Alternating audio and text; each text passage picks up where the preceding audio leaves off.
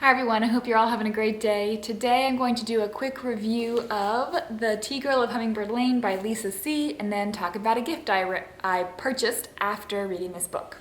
So this is a historical fiction that takes place in rural China for the most part. You start in a small village in China that is incredibly traditional. They don't have running water, they don't have electricity, they don't have telephones or roads or anything like that.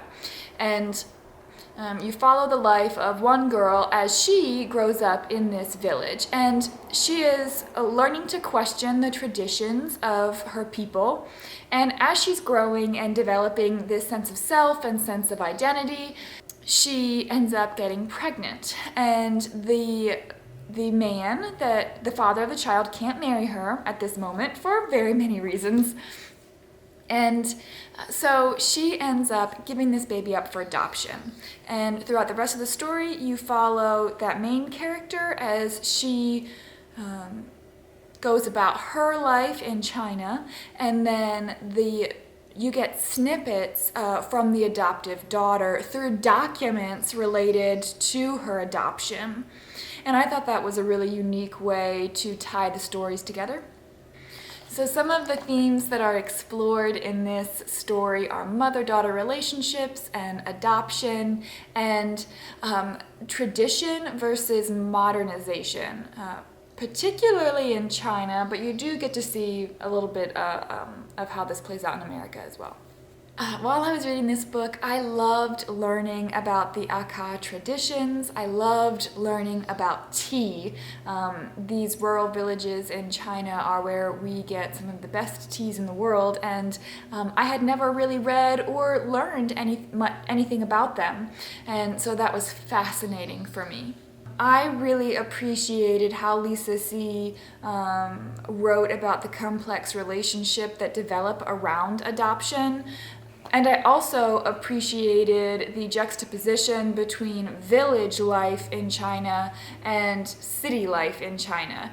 And that was fascinating. I have been to foreign countries, I have been to villages where there's no running water or electricity, but reading about it in this context was beautifully done. I really enjoyed it. And so all of this information about tea and China and adoption are packed into this short, beautifully written, simply written historical fiction novel by Lisa C. After I read the book, I decided to order some loose leaf tea to try. I have only ever had tea bags, and we love tea, but I've only ever had them in tea bags, that you get from the grocery store. So I decided I wanted to try loose leaf tea for myself. There is a tea shop in Anchorage, but it was closed at the time because of quarantine. So I decided to search around online, and I ordered a tea set or a tea sampler called Taste of China by a company called Art of Tea. And so in this little set, I got a tea called Jasmine Pearls, which is a green tea that has jasmine in it.